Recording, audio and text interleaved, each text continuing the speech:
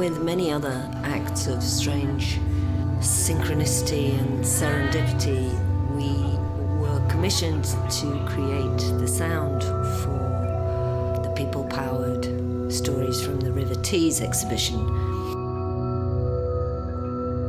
Using spoken word, interviews, field recordings in a very site-specific place.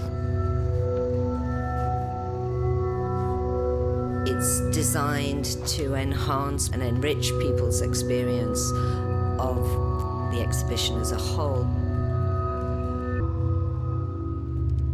We wanted a real diverse set of people, young, old, people new to the area, people who've lived in the area all their lives, and we wanted to hear the stories they had to tell about the river, their memories, the joy that the river gives them.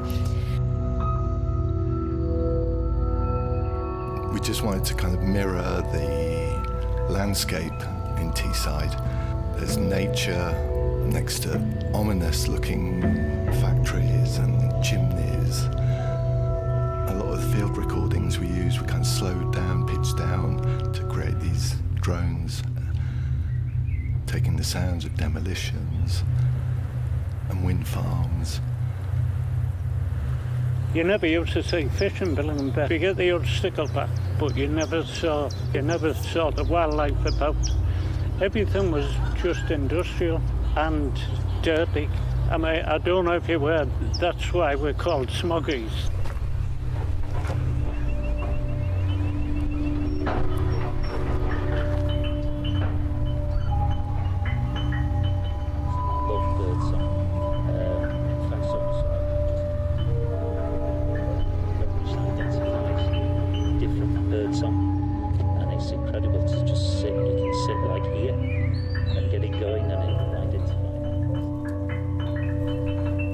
It's not an audio guide. Nobody's going to sit there and listen to several hours of people talking.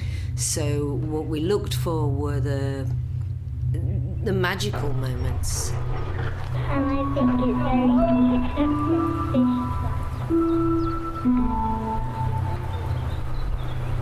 ducks quacking. And when the sun sets on it, they carry a boat. Both of us have a love of voices and accents, and the Teesside accent has a particular cadence, a particular music, and we wanted to find a way to shine a spotlight on that voice, that sound. Say 20,000.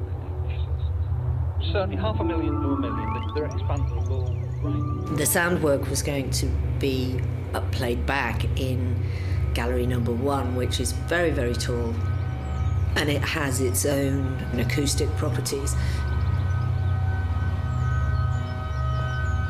We actually came into the gallery to mix the sound piece down because obviously the room shape and the acoustic in the room gives it its own delays and reverbs, and we don't need to add them. If we put them on at home, then you would have had sort of a distorted version of it when you played it in the space, and Steve would sit on one side of the room and I would sit on the other, and we would weave them together and move the pieces around so that there was always something interesting happening if you were walking around in the space.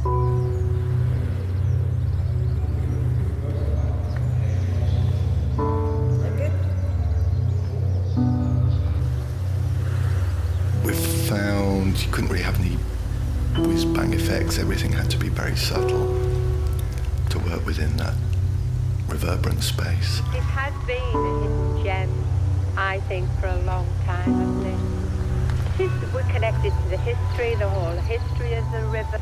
So the connection, not just from us, from the family, like my dad, my granddad. I suppose if we were going to reveal those influences, like you might if you were talking about pop music or something. You know, we listened to Hildegard Westerkamp or Virginia Astley, maybe. We were looking for a little bit of that British melancholy.